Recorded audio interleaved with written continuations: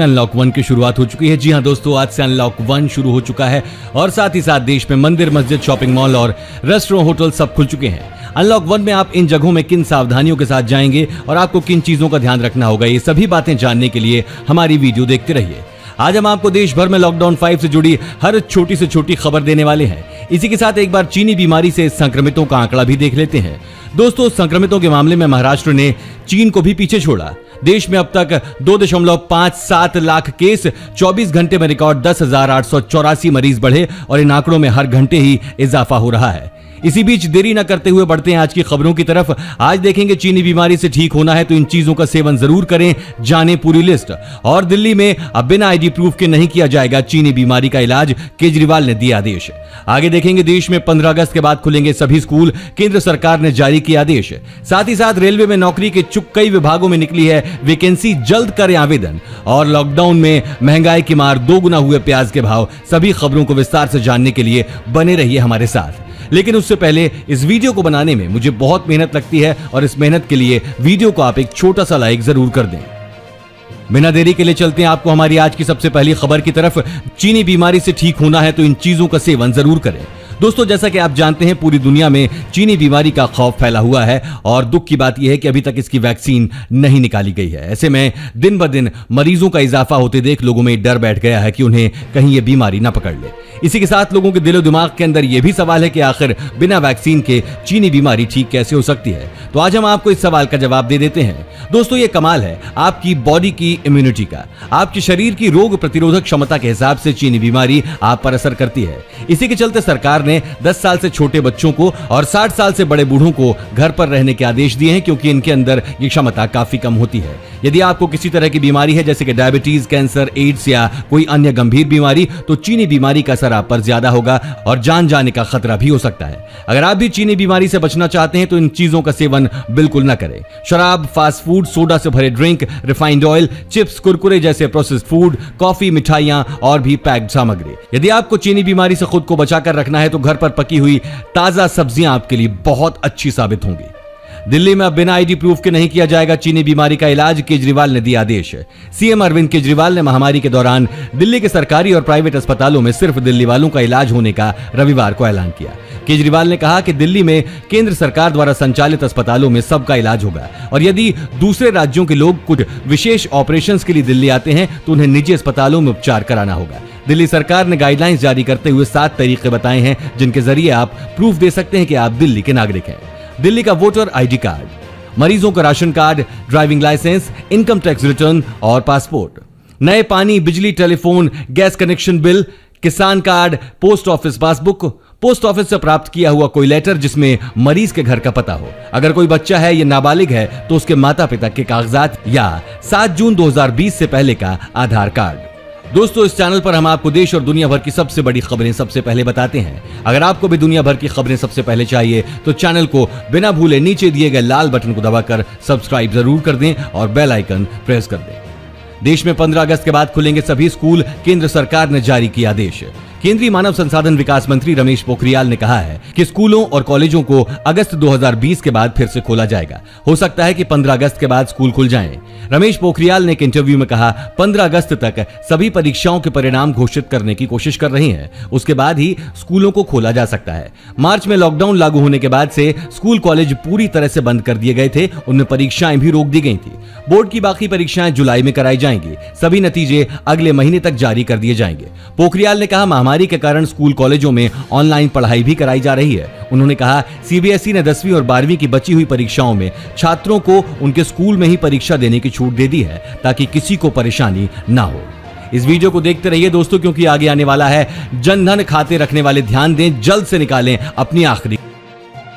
तो दोस्तों, कभी कभी हमें कुछ इंग्लिश में मैसेज आ जाते हैं जिन्हें पढ़ने में हमें बहुत प्रॉब्लम होती है। तो आज मैं आपके लिए लेके आया हूं यू डिक्शनरी। सबसे पहले इसे डाउनलोड करना है एंड सेटिंग में जाके मैजिक ट्रांसलेट को ऑन करना है। फिर उस मैसेज पर जाके स्वाइप करना है, वो अपने आप हिंदी में कन्वर्ट हो जाएगा। और हाँ, आप इंग्लिश में रिप्लाई भी कर सकते हैं। सिंपल है, यहां मैसेज टाइप करें और उसके ऊपर भी स्वाइप कर दें और ये उसे भी इंग्लिश में कन्वर्ट कर देगा। और हाँ दोस्तों, अगर आपकी ग्रामर सही नहीं है तो उसे फीचर में ग्रामर ऑप्शन को ऑन करके फिर से मैसेज पर स्वाइप कर देना है और ये ऐप उसकी ग्रामर भी ठीक कर देगा। तो है ना कमाल की बात। जल्दी से इसे डाउनलोड करें, लिंक आपको वीडियो के डिस्क्रिप्शन में मिल जाएगा। रेलवे में नौकरी के कई विभागों में निकली है वैकेंसी। रेलवे, पुलिस, टीचर समेत विभिन्न विभागों में नौकरी के लिए भर्तियां निकाली गई हैं, जिन पर 10वीं पास से लेकर ग्रेजुएट्स तक आवेदन कर सकते हैं। उत्तर रेलवे ने सीनियर रेजिडेंट्स के पदों पर वैकेंसी निकाली है। सीनियर रेजिडेंट्स के पदों पर भर्ती के लिए आप ऑनलाइन आवेदन कर सकते हैं। उत्तर रेलवे में सीनियर रेजिडेंट्स के पदों पर नौकरी के लिए उम्मीदवारों को कोई लिखित परीक्षा नहीं देनी होगी, बल्कि इंटरव्यू के आधार पर सिलेक्शन होगा। आवेदन के लिए railwaypost.in पर जाएं। लॉकडाउन में महंगाई की मार, दोगुना हुए प्याज के भाव। लॉकडाउन के कारण प्याज ने अप्रैल, मई व जून की शुरुआत में भाव को लेकर नया रिकॉर्ड बना लिया है, जिससे केवल प्याज पर निर्भर किसानों की आर्थिक स्थिति में सुधार की उम्मीद है। थोक व्यापारियों की माने तो प्याज के भाव में तेजी की संभावना को देखते हुए किसानों ने अपने प्याज का स्टॉक करना शुरू कर दिया है, जिसका सीधा असर मंडी में प्याज की उपलब्धता पर नजर आ रहा है। इस बार प्याज का उत्पादन 15,000 हेक्टेयर में हुआ है, जो 3,79,900 मीट्रिक टन आंका जा रहा है, जबकि पिछले साल गर्मियों में प्याज 14,500 हेक्टेयर में उगाई गई थी। लॉकडाउन में परिवहन सुविधा कम होने के कारण महाराष्ट्र का प्याज प्रदेश की दूसरी मंडियों तक नहीं पहुंच पाया और शेखावटी के प्याज की ज्यादा मांग रही। इस कारण किसानों को प्याज के अच्छे भाव मिल रहे हैं। जनधन खाता रखने वाले ध्यान दें, आने वाले हैं 500 रुपए, ऐसे निकालें अपने पैसे। महामारी की वजह से देश में संकट की घड़ी में लॉकडाउन 1.0 के बाद मोदी सरकार ने महिलाओं के जनधन खाते में 3 महीने तक 500 रुपए डालने की घोषणा की थी, जिसकी पहली किश्त अप्रैल में, दूसरी मई में और इस महीने तीसरी किश्त डाली जा रही है। इस महीने किश्त की शुरुआत 5 जून से हो गई है और खातों में 10 जून तक पैसे डाले जाएंगे। महिलाओं के जनधन खातों में यह आखिरी किश्त 5 चरणों में डाली जाएगी। सभी लाभार्थी बैंक ब्रांच में जाकर या फिर एटीएम से अपने पैसे निकाल पाएंगे। मोदी सरकार ने महिला खाता धारकों से यह भी अपील की है कि हड़बड़ी में एक साथ पैसे निकालने के लिए बैंक नहीं पहुंचे। पैसे निकालने के दौरान या फिर एटीएम पर सोशल डिस्टेंसिंग का पालन करें। भीड़ से बचने के उद्देश्य से ही सरकार 5 चरणों में मदद की राशि बैंक खातों में डाल रही है। इसी के साथ आगे देखेंगे दोस्तों, डिजिटल इंडिया की एक और पहल, अब व्हाट्सएप पर होगी गैस सिलेंडर बुकिंग। जाने पूरी खबर विस्तार से। वहीं दोस्तों, अब सस्ते हुए सैमसंग और वीवो के स्मार्टफोन। जी हां, लॉकडाउन के बीच कुछ स्मार्टफोन्स के दाम में कटौती हो गई है। यानी अगर आप फोन खरीदने की सोच रहे हैं तो लॉकडाउन के बाद इन स्मार्टफोन्स के बारे में सोचा जा सकता है। वीवो और सैमसंग के बीच भारतीय स्मार्टफोन मार्केट में कड़ी टक्कर है और इन्हीं दोनों कंपनियों ने अपने फोन भी सस्ते किए हैं। दोस्तों, Vivo S1 16,990 रुपए में मिल रहा है, वहीं Samsung Galaxy M21 13,199 रुपए में मिलेगा। साथ ही में Samsung Galaxy A50s अब 18,599 रुपए का मिलेगा। घर बैठे मोबाइल से बनवाएं राशन कार्ड, बहुत आसान है तरीका। दोस्तों, अब घर पर बैठे ही आसानी से राशन कार्ड बनवा सकते हैं। इसके लिए राज्य ने अपना अलग पोर्टल बनाया हुआ है। आप जिस राज्य से हैं, आपको उसी राज्य के ऑनलाइन पोर्टल पर जाकर आवेदन करना होगा। पोर्टल के अंदर डाउनलोड फॉर्म्स पर जाएं और फिर राशन कार्ड एप्लीकेशन फॉर्म पर क्लिक कर फॉर्म को डाउनलोड करें। डाउनलोड किए गए फॉर्म को भरकर आपको उसके साथ कुछ प्रूफ लगाने होंगे, जिनमें एड्रेस प्रूफ, बैंक पासबुक, जाति प्रमाण पत्र और परिवार के सभी सदस्यों के आधार की फोटोकॉपी शामिल है। फॉर्म और इन सभी जरूरी दस्तावेजों की कॉपी लगाकर करीबी राशन डीलर या फिर फूड सप्लाई ऑफिस में जमा करें। आपको राशन कार्ड के आवेदन के समय 45 रुपए तक की फीस देनी होगी। इसके बाद फील्ड वेरिफिकेशन के लिए आपके पास सरकारी अधिकारी आएगा, जो फॉर्म में दी गई जानकारियों की जांच की पुष्टि करेगा। आवेदन करने के 30 दिन के भीतर यह जांच पूरी हो जाएगी। सही होने पर 30 दिन के अंदर आवेदक के लिए राशन कार्ड जारी हो जाता है। अब व्हाट्सएप पर होगी गैस सिलेंडर की बुकिंग, ऐसे करें बुकिंग। देश की दूसरी सबसे बड़ी तेल वितरण company Bharat petroleum corporation limited ने गैस उपभोक्ताओं के लिए एक नई और बड़ी सुविधा की शुरुआत की है। अब आप अपने व्हाट्सएप से गैस सिलेंडर बुक कर सकते हैं। कंपनी ने मंगलवार को ग्राहकों की सुविधा के लिए देश भर में व्हाट्सएप के माध्यम से एलपीजी बुकिंग सेवा शुरू करने की घोषणा की। कंपनी ने बताया है कि उसने गैस सिलेंडर बुकिंग के लिए एक नया व्हाट्सएप बिजनेस चैनल लॉन्च किया है। व्हाट्सएप पर यह बुकिंग ग्राहक के company BPCL smart line number 1800224344 पर पंजीकृत मोबाइल नंबर से आसानी से की जा सकती है।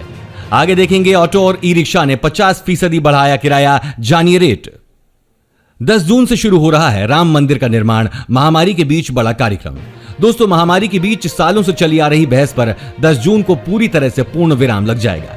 10 जून से अयोध्या में श्री राम मंदिर निर्माण की शुरुआत होने जा रही है। अयोध्या में राम जन्मभूमि परिसर में मंदिर निर्माण को लेकर तैयारी पूरी की जा चुकी है। परिसर में फाउंडेशन बनाए जाने की तैयारी को लेकर L&T कंपनियों के अधिकारियों ने परिसर में डेरा डाल दिया है। वहीं मंदिर निर्माण की प्रक्रिया के लिए परिसर में धार्मिक अनुष्ठान का बड़ा आयोजन किया जाएगा। यह आयोजन परिसर में स्थित प्राचीन कुबेर टीला पर होगा, जहां भगवान शिव विराजमान है। 10 जून को कमल नयन दास अन्य संतों के साथ पूजन को प्रारंभ करेंगे, जो सुबह 8 बजे से शुरू होकर 2 घंटे तक किया जाएगा। शादियों को लेकर नई गाइडलाइंस, बारातियों पर होगी FIR।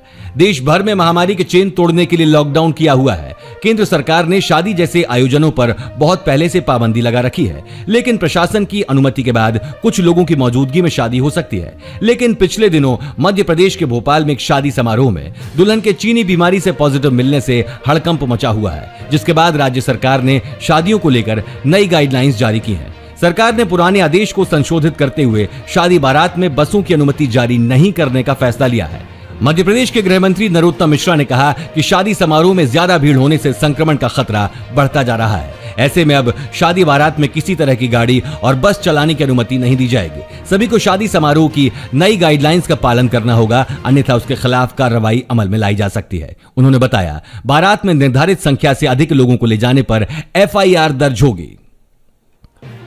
ऑटो और ई-रिक्शा ने 50% किराया बढ़ाया, जानिए रेट।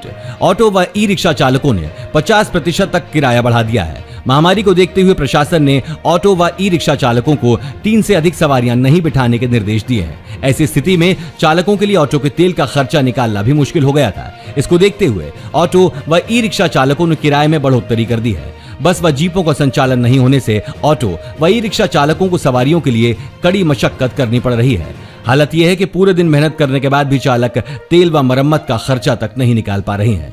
आर्थिक तंगी से जूझ रहे कई चालकों ने ऑटो व ई-रिक्शा का काम छोड़ दूसरा काम पकड़ लिया है।